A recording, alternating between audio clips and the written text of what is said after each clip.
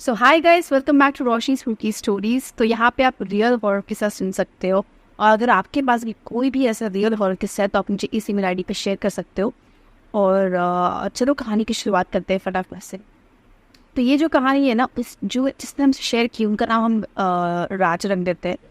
तो राज जो है वो एक छोटे से शहर में रहते हैं, मुंबई के आसपास के शहर में रहते हैं। उन्होंने शहर का नाम नहीं बताया कि शहर कौन सा है, लेकिन मुंबई के आसपास में ही है वो शहर। तो राज राज का एक फ्रेंड होता है। राज अभी कॉलेज में पढ़ रहा होता है और राज का एक फ्रेंड होता है, तो उसको मुंबई में ना कुछ काम होता है। तो वो इंसिस्ट करता है राज को कि तुम भी मेरे साथ चलो, दोनों जन जाएंगे, आराम से शॉपिंग वॉपिंग करेंगे, घूमेंगे फिरेंगे जहाँ भी तुम। तो तब राज जो था ना वो पहले मुंबई गया नहीं था, और जिसका फ्रेंड था वो मुंबई पहले ही पहुंच चुका था। वो बहुत बार मुंबई उसका आना जाना लगा रहा था। तो उसने राज को बोला कि चलो अभी कॉलेज की छुट्टियां भी चल रही हैं, बाद में तो एग्जाम है, तो अभी 2-3 दिन के लिए हम लोग चलते हैं वहाँ पे, और तुम भी सारा प्लेसेस जो है वहाँ को तुम घूम फिर लेना, और हम लोग शॉपिंग भी कर लेंगे अच्छे से। तो ऐसा उसका फ्रेंड इंसिस्ट करता है। तो राज ही मान जाता है। राज भी कॉलेज टाइम में था और उसको घूमने का भी बहुत अच्छा खासा शौक था, तो वो भी सोचता है कि चलो घूम के आ ही जाते हैं। तो वो लोग मुंबई पे पहुँचते हैं और मुंबई में 2 दिन स्टे करते हैं, 2-3 दिन स्टे करते हैं। और उसका जो फ्रेंड था, 2 दिन काम था उसका, दोपहर तक ही था। वो दोपहर तक उसका काम कंप्लीट हो गया था। तो फिर लास्ट में दिन राज राज और उसका फ्रेंड प्लान करता है कि वो लोग फैशन, बाकी जितना भी ये लोग हिस्टोरिकल प्लेसेस था ना मुंबई में, वो लोग वहाँ पे घूम चुके थे। तो लास्ट वो लोग का काम बचा था शॉपिंग करने का। मुंबई जाके उन लोग का मन था कि बहुत अच्छे से शॉपिंग करेंगे। तो राज का जो फ्रेंड है वो राज को बोलता है कि फैशन स्ट्रीट करके एक जगह है, वहाँ पे कपड़े बहुत सस्ते मिलते हैं, अच्छे अच्छे क्वालिटी कपड़े बहुत ज़्यादा सस्ते मिल जाते हैं, तो वहाँ पे जाकर वो शॉपिंग करते हैं।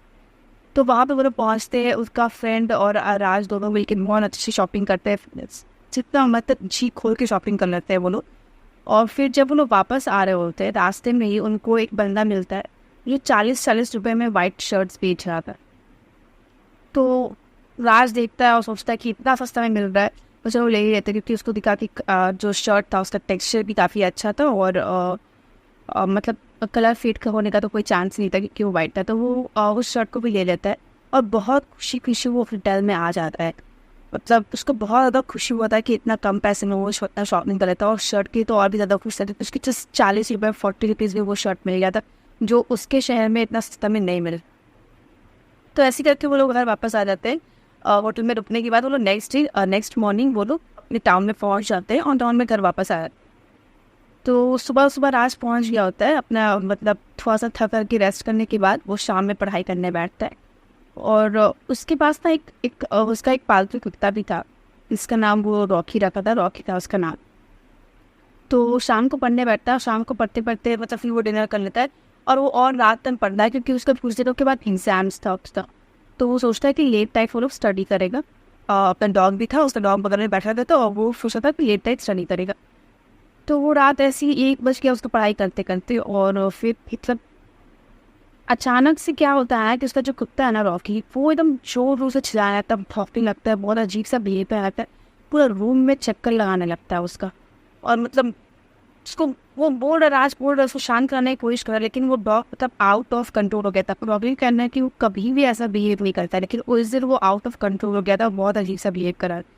फिर वो जो डॉग है ना वो मतलब वो दरवाजे के पास जाता है, और दरवाजे से ना अपना मतलब अब बॉस से अपना पूरा एकदम नाखून से अपना नोचने लगता है पूरा दरवाजा को, जैसे वो बाहर निकलने की कोशिश कर रहा है, पुलिस को रोक रहा है, बाहर निकलने का बहुत जोर शोर से कोशिश कर रहा है बाहर निकलने का, पूरा दरवाजा को नोच रहा है।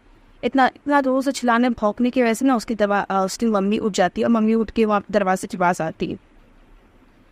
और मम्मी का उस आवाज़ सुनने के बाद रात जो है वो दरवाज़ा खोलता है। फिर मम्मी बोलती है क्या हुआ इतना रात में, तभी और रॉकी इतना चिल्ला क्यों रहा है, इतना जोर से क्या बात है, और तुम अभी तक सोए क्यों नहीं, बहुत रात हो गया, तुम भी सो जाओ, इसको भी शांत कर।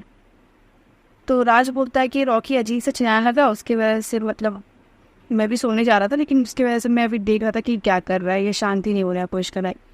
तो उसकी मम्मी जो है वो रॉकी को शांत करने की कोशिश करती है, और बहुत मतलब उसको और शांत करने के बाद, थोड़ा सा आराम से उसको करने के बाद, सराहने के बाद वो शांत हो जाता है। और फिर वो रात जो है वो सोने की कोशिश करता है, लेकिन उस दिन ना उसको बहुत ज़्यादा भयंकर भयंकर सपना आता, बहुत अजीब से बहुत डेंजरस सपना आता। वो बोल रहा था कि मैं मतलब सपने में बहुत ज़्यादा तड़पता था, वो सो नहीं पाया उस दिन अच्छे से। मतलब उसका जो जब वो सुबह होता है ना, उसको लगता है कि वो बहुत ज़्यादा मतलब बहुत ज़्यादा थका हुआ फील करता है, बहुत अजीब सा फील करता है, जैसे जैसे कोई उसका बॉडी से पूरा एनर्जी ड्रेन कर लिया हो, ऐसा उसका फीलिंग आ रहा है। तो ऐसे ही होता है दूसरे दिन।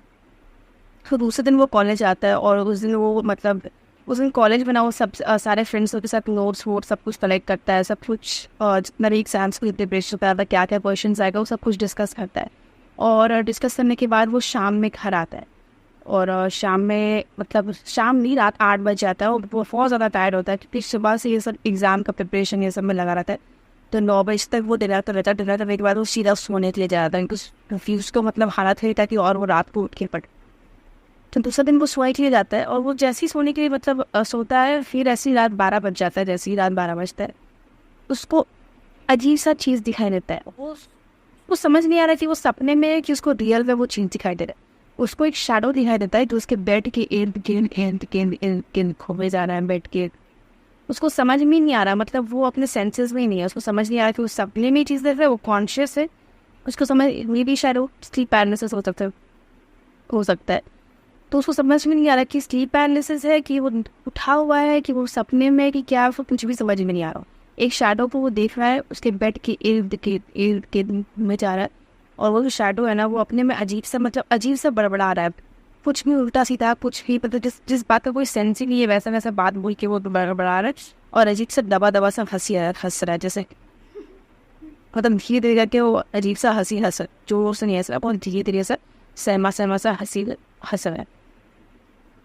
ये सब देख के मतलब 2 मिनट तक तो राहुल का 2 मिनट तक तो राज का मतलब वो कुछ बोल भी नहीं पाता, वो बस ये सब देखे जा रहा है। 2 मिनट के बाद उसको वो बोलने का शक्ति आया, वो जोर से चिल्लाता है, इतना जोर से चिल्लाता है कि जितने भी घर के फैमिली मेम्बर्स ना वो सबको उठ गए थे और सब उसके दरवाजा के पास आके ठकठकाने लगे जोर से। जब तक वो दरवाजा नहीं खोला तब तक वो लोग ठकटकाए थे कि क्या हो गया, मतलब इतना जोर से क्यों चिल्ला रहा है। तो ऐसे ही चिल्लाने के बाद वो लोग मतलब दरवाजा खोलता है, राहुल दरवाजा खोलता है और वो अपनी मम्मी को एकदम डर डर के बोल रहा कि मम्मी मैं इस रूम में नहीं सोऊंगा, मैं मतलब बाहर जो लिविंग रूम है वहाँ पर सोफ़ा है, मैं वहाँ पर जाके सो जाऊँगा। तो ऐसे करके वो लिविंग रूम में जाता है, सुनता है। उस समय तो वो सो रहा था लेकिन उसका जो मन में तो डर था ना, इतना ज़्यादा डर था कि वो उस दिन सो भी नहीं पाया। उससे इस दिन भी वो सो नहीं पाया, उससे पहले वाले दिन भी अच्छे से सो नहीं पाया, आज भी सो नहीं पाया।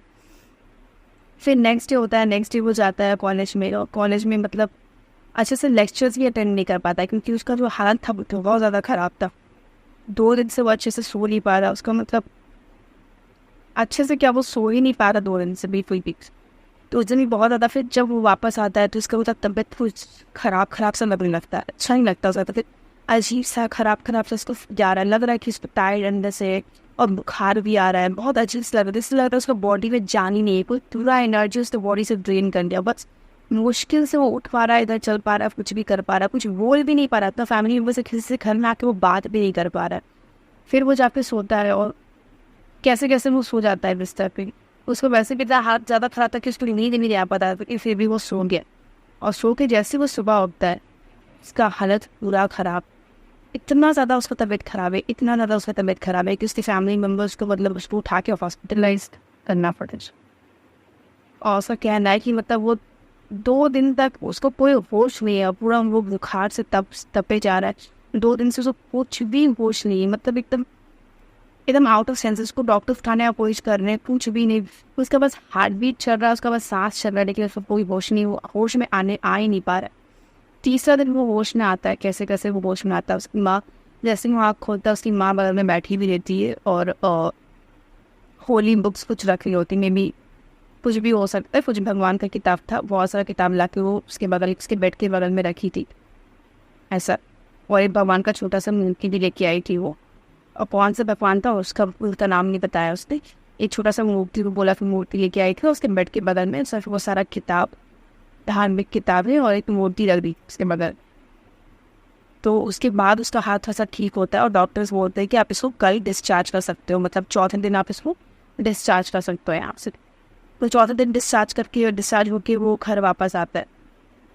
और घर में ना उसके मतलब उसका इतना ज़्यादा हालत ख़राब था, इतना ज़्यादा हालत ख़राब था, उसको दूर ही से उसको मतलब जितने फैमिली मेम्बर्स थे ना उसको देखने आए थे, जो क्लोज रिलेटिव्स थे जो बाहर रहते थे, दूर दूर सबको देखते चले आए थे, उनकी उसका हाथ इतना ज़्यादा ख़राब था वो होश भी नहीं आ रहा, वो उठा ही नहीं। 2 दिन से वो बिस्तर पर पड़ा हुआ है, कुछ उठा ही नहीं है। तो दूर दूर से उसके फैमिली मेम्बर्स सब उसको देखने के लिए आए थे, उसके मामा भी थे, मामा मुंबई में ही रहते थे, तो मामा मुंबई से वहाँ पे आए थे उसके पास देखने के लिए। तो वो आँख खोलता है और धीरे धीरे मामा से बात करने का कोशिश करता है। उसका मुंह से तो उतना आवाज़ निकल नहीं रहा होता है, लेकिन फिर भी वो किस तरह से मामा से थोड़ा सा बात करता है। हाँ, बात करती ही मामा को उसको याद आया एक अचानक से मम्मी के कपड़ों के बारे में, जो कपड़ा सब खरीद के लेके आया ना, वहाँ से उसका बात याद आया। तो वो बोलता है कि मामा मैंने इतने सस्ते में सारा कपड़ा खरीदा है। और फिर लास्ट में उनको ये भी बताता है कि मामा मैंने ना एक 40 रुपये का शर्ट करा था, वाइट शर्ट, इतना अच्छा मेरा शर्ट 40 रुपये का जस्ट पहन रहा था। और वो मामा से पूछता है कि मामा ये लोग इतने सस्ते में अफोर्ड कैसे कर पाते हैं वो सारा शर्ट्स। तो उसके मामा एक अजीब सा बात बताते हैं कि वो जो शर्ट्स होता है ना, वो जो शर्ट वो वाइट कलर का जो शर्ट होता है, वो जो मुर्दे के ऊपर जो कपड़ा चढ़ाया जाता है ना, इस कपड़े का वो शर्ट होता है। माँ बताते कि मे बी उनका कॉन्टैक्ट्स कुछ हॉस्पिटल से है या कुछ कब्रिस्तान से कुछ कॉन्टैक्ट से, वहाँ से वो मुर्दों का कपड़ा लेके आते हैं, मुर्दों को जो उठाया जाता है वो कपड़ा लेके आते हैं और उससे वो शर्ट्स बनाते हैं। इसलिए तो वो चीज़ है ना, वो बहुत सस्ता मिल जाता है। जब राज ये बात सुनता है, उसका दिमाग से तो मतलब इसका दिमाग आउट ऑफ सेंसेस हो गया था। वो इतना ज़्यादा डर गया होता है। तब उसको भी रजिस्ट्रेशन होता है, वो कड़ी सबको जोड़ता है। तब उसको भी रजिस्ट्रेशन होता है कि मे बी इसी चीज़ की वजह से मेरे साथ ही ऐसा कुछ हो रहा है। अगर कोई मुर्दों का कपड़ा अगर कुछ भी उसको उठाया जाए ना, कुछ भी लास्ट टाइम पे, तो उसमें एक होता है कि उसका जो सोल होता है ना, उससे उनके कपड़ों से अटैच हो जाता है। इसलिए लोग क्या करते हैं ना कि लास्ट में जब भी कोई मरता है उस कपड़ा को सबको जला दिया जाता है या कुछ दान वान कर दिया जाता है, क्योंकि बोला जाता है कि अगर कपड़ा अगर आपके पास रहा ना, तो उनका जो बिलोंगिंग्स है, जो भी पास अवे हो चुके हैं, उनका बिलोंगिंग्स को अपने पास नहीं रखना चाहिए। उनका बिलोंगिंग्स को बहुत दूर दूर इधर उधर एक साथ एक जगह पे नहीं भेजना चाहिए। अगर आप किसी को दान करो तो कभी किसी को ये दान करो, किसी को वो दान करो, एक साथ सारा बिलोंगिंग्स एक बंदे को दान मत करो, क्योंकि उनका जो स्पिरिट है ना, मैंने ये सुना था, मैं कभी भी लेक्चर सुनती हूँ यूट्यूब पे, तो मैंने सुना था कि उनका जो सोल है ना, वो सारे बिलोंगिंग्स के साथ मतलब जुड़ा हुआ रहता है, वहीं पर मतलब वो धरती पे ही जुड़ा हुआ रहता है। तो अगर आप जला देते हो तो ये तो बहुत अच्छा बात है, उनका जो सोल है उनको बहुत अच्छा से आत्मा को शांति मिल जाएगा, वो जा सकते हैं। लेकिन अगर उनका बिलोंगिंग्स को आप अपने पास रखोगे, एक साथ जोड़ के रखोगे ना, तो उनका जो सोल है ना, वो बिलोंगिंग से अटैच रहता है, वो जा नहीं पाता है छोड़ कर। ऐसा ही होता है। तो ऐसे ही होता है। मे बी जो मुर्दे को उड़ाया गया था, वो उसका जो सोल है उस कपड़े के साथ अटैच हो गया था, और वही कपड़ा वो राज को लेके चला आया था अपने घर, और उसकी वजह से ऐसा हुआ था। जब वो सुना, वो ज़्यादातर माइंड आउट ऑफ कंट्रोल हो गया था, उसका तो दिमाग ही हिल गया था। वो छुप के वॉशरूम जाने के लिए आता है सबसे फैमिली मेम्बर से छुपा के, और पीछे उसका एक बागान रहता है, बागान में जाके वो शर्ट को पूरा आग लगा देता है, पूरा जला देता है। और उसके बाद से उसका कहना है कि उसके बाद से धीरे धीरे करके उसका तबियत ठीक हो गया था, और उसके बाद उसे कुछ भी ऐसा कुछ भी फील नहीं हुआ। और एक और बात है कि मतलब ये सब होने से पहले, ये बात मैं बताना भूल गई थी, ये सब होने से पहले इसका जो डॉग था ना, रॉकी था ना, वो कुछ दिन से इसका रूम में किसी भी नहीं रहता। जो कुत्ता, जो पेट हमेशा राज के साथ रहता है, हमेशा राज के साथ स्टे करता है, हमेशा उसके रूम में ही आ जाता है। राज के रूम में एंटर करने से पहले ही रॉकी डॉलर के रूम में आ जाता है। वो कुत्ता वो रूम में आ भी नहीं रहा, वो रूम के गेट के बाहर ही खड़ा है, गेट के बाहर से ही रॉकी को देखता था और राज को देखता था, रॉकी राज को देखता था गेट के बाहर से, लेकिन वो अंदर नहीं आता। तो कहते ना कि जो डॉग्स होते हैं ना, जो इस एनिमल्स होते हैं ना, उनको सेंस हो जाता है। आपको तो पता ही होगा, डॉग्स तब लोग देख पाते हैं और सो पाते कुछ भी ऐसा चीज़, तो उन लोग को सेंस हो जाता है। उसकी वजह से उनका जो डॉग है ना, वो अंदर ही नहीं आता, वो बाहर ही स्टे करता था, बाहर ही रहता, बाहर से ही देखता था कि वो अंदर नहीं आता। राज जो है उसको रॉकी को बुलाने का कोशिश करता था, लेकिन रॉकी गेट के सामने करता था, लेकिन अंदर नहीं आता था। सो अगर आपको भी ऐसा कोई भी, ये मेरा कहना है कि अगर आपको कोई भी चीज़ ना अच्छा तो सस्ते में मिले ना, तो आपको समझ जाना कि कुछ ना कुछ इसके पीछे गड़बड़ है। और घर भी है बहुत ज़्यादा सस्ते में मिल रहा, तो समझ जाओ कुछ ना कुछ तो गड़बड़ है उसके साथ बाबा। तो इसी के साथ हम स्टोरी को एंड करते हैं guys, and I hope you like the video. अगर आपको अच्छी लगा तो प्लीज़ इसको लाइक कर दो, और मेरे चैनल को सब्सक्राइब करो प्लीज़ प्लीज़ प्लीज़। और and till then take care, love you, bye, and share भी कर देना इस वीडियो को।